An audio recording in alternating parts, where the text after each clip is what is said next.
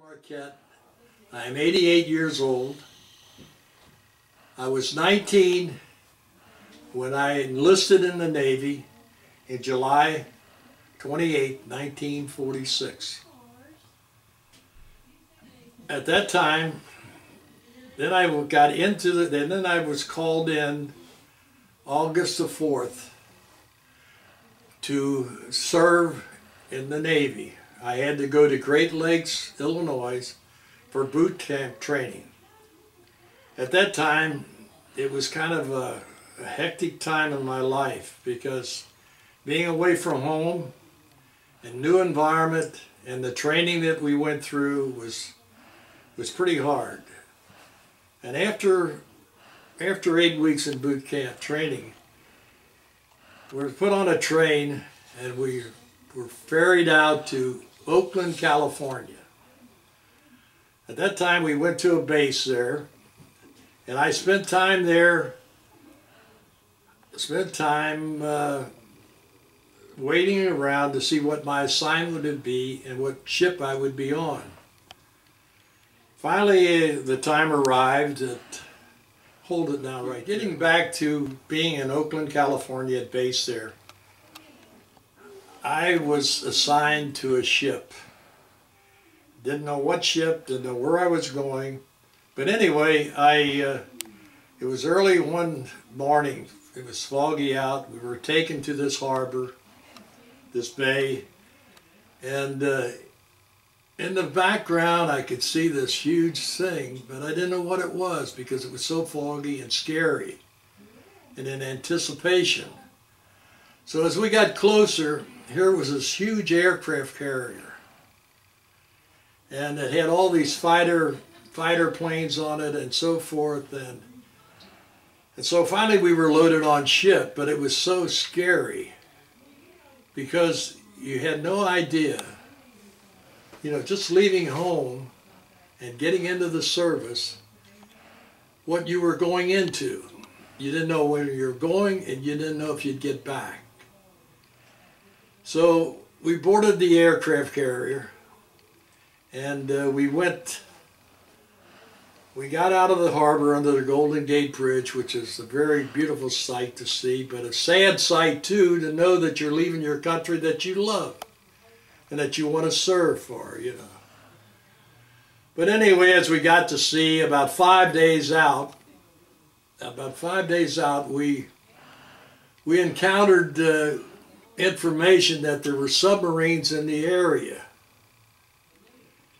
And at that time then we the ship zigzagged to avoid any torpedoes if we would be unfortunate enough to be shot at with a torpedo. But anyway, we got through the night, and finally general quarters was called off, and we went to Brisbane, Australia.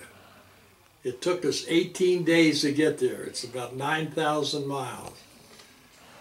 And so we arrived in Sydney, Australia, and I was there for a few days, and then finally we were put on another ship. And this was a service ship. It carried supplies and all that, and so we were on that ship. And it was very miserable setting, and we were going up to Morobe Bay in New Guinea. And I don't know if anybody, I'm sure people out there, or kids in high school, so knew about the Great Barrier Reef. That's between Australia and the outer sea there. It's a channel, like it goes for about thousands of miles. And we were in this channel because of security, because there were submarines working outside of there, and it would be hazardous for a submarine to enter that area because of navigational. Okay? This is a part of my time in the Navy that I really hated. At times I really felt like jumping overboard, because on this ship going up through the Great Barrier Reef, I was a deckhand, and all I did was chip paint off of the ship. and on your knees, and every day it was about 7 days getting up to Morobe Bay in New Guinea.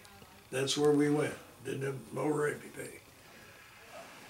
But anyway, we finally got there, and I got on this big ship. It was a submarine tender that serviced submarines and small craft, YMCAs, sub-chasers, and I was on that ship for over a year, about a year and a half, because we left the bay rather, to go to Sydney, Australia for R&R, for leave, you know, rest and relaxation.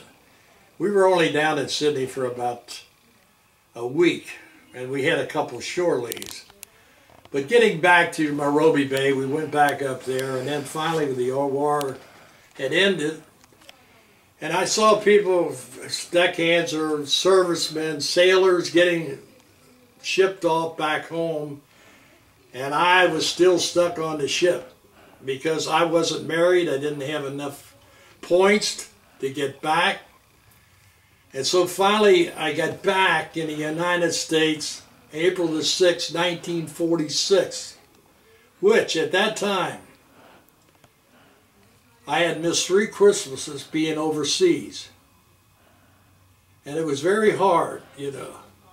And it was something that it preyed on your mind. It was no fun deal. I actually wasn't in any danger, only several times in Morobe Bay that we had this air raid alarm.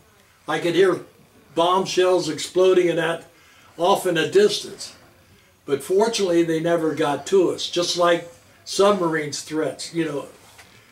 But we didn't encounter anything. I can say that I didn't see any action, but I saw sure plenty of action with the mind, that you had to deal with the situation you were in, which wasn't pleasant.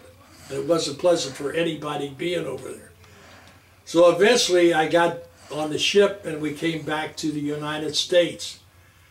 The trip over the Pacific Ocean took a while, but the most harrowing experience I had was we were about 200 miles off of Portland, Oregon, on the Pacific coast, Columbia River, the Columbia River.